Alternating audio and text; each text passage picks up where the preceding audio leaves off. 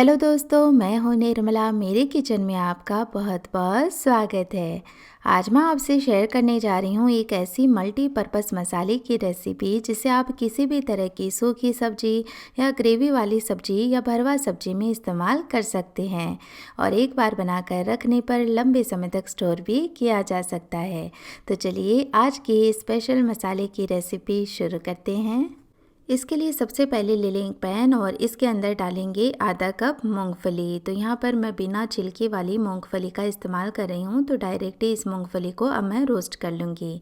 यदि आप छिलके वाली मूंगफली का इस्तेमाल कर रहे हैं तो छिलके समेत भी मूंगफली का इस्तेमाल किया जा सकता है, और छिलका हटाना चाहते हैं तो मूंगफली को थोड़ा रोस्ट करके फिर उसका छिलका हटा लें और बाद में ये प्रोसेस करें। तो यहाँ पर मूंगफली को मैंने थोड़ा सा रोस्ट कर लिया है और अब इसके अंदर कुछ ड्रॉप्स मैं तेल की ऐड करूँगी। तो तेल डालने से जो मसाला होगा उसमें तेल का अच्छा मॉइस्चर आ जाएगा, उस वजह से मसाला लंबे समय तक ख़राब नहीं होगा। यदि आप महीनों तक भी इसे स्टोर करना चाहते हैं तो ये बिल्कुल भी ख़राब नहीं होता है, वरना यदि ऐसे हम रोस्ट करके मसाले को पीस लेंगे तो उसमें समय के साथ साथ फंगस आ जाती है। तो इस तरह से तेल का कच्चापन भी निकल गया है और मूंगफली हल्की सी तेल के साथ रोस्ट हो गई है, तो ये भी अब ख़राब नहीं होगी। अब इसी के साथ मैं इसमें डाल रही हूँ 1/4 कप सूखा नारियल। तो मूंगफली को कुछ देर रोस्ट करने के बाद ही इसमें नारियल ऐड करें, क्योंकि नारियल बहुत ही जल्दी से पक जाता है। तो यहाँ पर मूंगफली और नारियल दोनों को मैंने बढ़िया से रोस्ट कर लिया है, लेकिन इसमें किसी भी चीज़ को ज़्यादा ओवरकुक नहीं करना है। तो बस हल्की से इसमें खुशबू आने लगी है, और क्योंकि अभी ये सारी चीज़ें गर्म हैं तो धीरे धीरे अपने ही टेम्परेचर में ये और पकेंगी। तो इन्हें तो मैं एक प्लेट में निकाल कर साइड में रख देती हूँ ठंडा होने के लिए। अब सेम पैन के अंदर हम कुछ बाकी मसालों को रोस्ट कर लेंगे। तो मैं ले रही हूँ 1 चम्मच साबुत धनिया, इसी के साथ हम ऐड करेंगे आधा चम्मच साबुत सौंफ, साथ ही मैं डाल रही हूँ इसके अंदर आधा चम्मच साबुत काली मिर्च, इसी के साथ डालेंगे इसके अंदर 2 चम्मच साबुत जीरा, और अब मैं इसमें डाल रही हूँ 4 से 5 हरी इलायची, और इसी के साथ जाएगा इसके अंदर लौंग भी। तो 5 से 6 यहाँ पर मैंने लौंग का इस्तेमाल किया है। और अब एक तेज पत्ता को इस तरह से तोड़ करके डाल देंगे ताकि ये अच्छे से रोस्ट हो जाए। और अब इसमें मैं डाल रही हूँ 1 चक्रफूल, जिसे स्टार एनाइस कहते हैं, और 1 जावित्री मैं ले रही हूँ। और अब इन मसालों के साथ ही मैं इसमें ऐड कर रही हूँ 15 से 20 लहसुन की कलियाँ। तो ये भी इन खड़े मसालों के साथ अच्छे से पक जाएंगी। तो यदि आप लहसुन नहीं खाते हैं तो इसे टोटली स्किप कर सकते हैं। अब इसमें 1 बड़ी चम्मच रोस्टेड चना दाल डालेंगे, जिसे डालिया भी कहते हैं, और अब इसमें 2-3 ड्रॉप्स इस तरह से तेल भी ऐड कर लेंगे, और बस लो फ्लेम रखते हुए इन सारी चीज़ों को बढ़िया से रोस्ट कर लेंगे। तो यहाँ पर जब लहसुन हम डालते हैं तो वो काफ़ी कच्चा रहता है, तो आप इन मसालों के साथ इसे पकाएंगे तो इसमें ब्राउन स्पॉट्स आने लगेंगे, यानी लहसुन अच्छे से पक गया है। तो अब ये लहसुन है वो लंबे समय तक मसाले को ख़राब नहीं करता है। तो यहाँ पर मसाले बढ़िया से रोस्ट हो चुके हैं। इन्हें ठंडा करके अब एक ग्राइंडर जार में ट्रांसफ़र करेंगे, और इसी के साथ जो मूंगफली और नारियल मैंने पहले ही रोस्ट करके रख दिए थे वो भी अच्छे ठंडे हो गए हैं, तो वो भी ऐड कर लेंगे।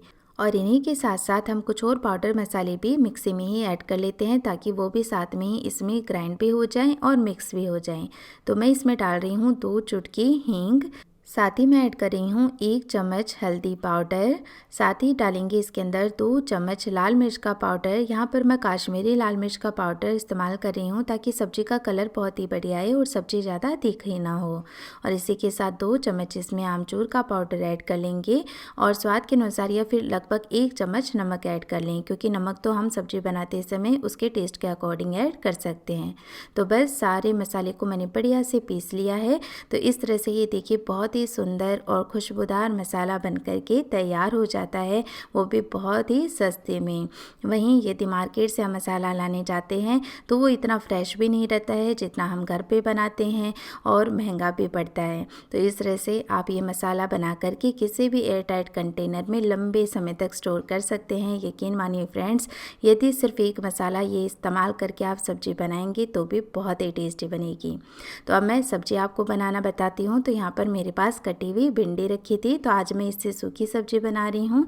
तो भिंडी को इस तरह से मैं काट करके स्टोर करके रख देती हूँ। ऐसा करने से जो भिंडी होती है ना वो धीरे धीरे पकती नहीं है, वरना भिंडी को यदि हम ऐसे ही छोड़ देते हैं तो उसके बीज मोटे हो जाते हैं। इस तरह से भिंडी को यदि आप काट करके स्टोर कर देते हैं तो वो एकदम फ्रेश बनी रहती है। और कभी भी जल्दबाजी में आपको कोई सब्ज़ी बनानी हो तो चुटकियों में आप ये सब्ज़ी बना करके तैयार कर सकते हैं। तो अब भिंडी की सब्ज़ी बनाने के लिए मैं एक कढ़ाई के अंदर 2 से 3 चम्मच तेल गरम कर लूँगी। और जैसे ही तेल गरम हो जाएगा इसके अंदर हम डालेंगे जीरा। तो आधी छोटी चम्मच मैं इसमें जीरा डाल रही हूँ।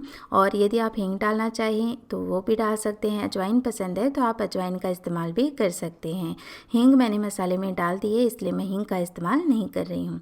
अब ये कटी हुई भिंडी डालकर बढ़िया से मिक्स कर लेते हैं ताकि तेल की अच्छी कोटिंग भिंडी के ऊपर हो जाए।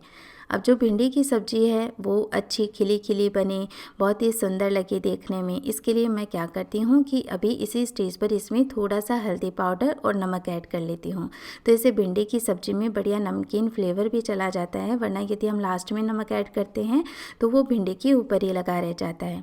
और इसी के साथ थोड़ा सा हल्दी पाउडर ऐसे ही स्प्रिंकल करके पकाने से भिंडी जल्दी पक भी जाती है और इसका कलर भी बहुत अच्छा आता है। तो बस मैं खुला रखकर ही इस सब्ज़ी को पकाऊंगी। साथ ही यदि सब्ज़ी को ढककर पकाया जाए तो उसके ढक्कन की पानी की ड्रॉप्स सब्ज़ी में गिर जाती है तो उससे उसमें लैस बनने लगती है। तो यहाँ पर देखिए सब्ज़ी को मैंने 50 to 60% पका लिया है। तो अब मैं इसमें कुछ नामात्र के मसाले डाल रही हूँ क्योंकि हम सब्ज़ी मसाले का इस्तेमाल करने वाले हैं। तो आधा चम्मच मैं इसमें डाल रही हूँ धनिया पाउडर, 1/4 चम्मच ऐड करेंगे लाल मिर्च का पाउडर, और भिंडी की सब्ज़ी में आमचूर का पाउडर ज़रूर से डालें, बहुत ही अच्छा टेस्ट आएगा। तो आधा चम्मच मैंने इसमें आमचूर का पाउडर ऐड कर लिया है। और अब ये 1 बड़ी चम्मच भरकर हम ये सब्ज़ी मसाला इसके अंदर ऐड करके बढ़िया से मिक्स कर लेंगे। और मसाले डालने के बाद फिर से सब्ज़ी को 2 से 3 मिनट और पका लेंगे। तो यहाँ पर यदि आप ये पाउडर मसाले इस्तेमाल नहीं करते हैं, सिर्फ सब्ज़ी मसाले का इस्तेमाल करते हैं, तो सब्ज़ी मसाले की मात्रा बढ़ा करके ले सकते हैं। तो यहाँ पर बहुत ही अच्छी खुशबू भिंडी की सब्ज़ी में आने लगी है। तो ये हमारी खिली खिली भिंडी की सब्ज़ी बन करके तैयार है। और ये मसाला इस्तेमाल करने से भिंडी की सब्ज़ी का टेस्ट एक अलग ही लेवल का आएगा, जो नॉर्मल भिंडी से भी कहीं ज़्यादा टेस्टी लगेगा।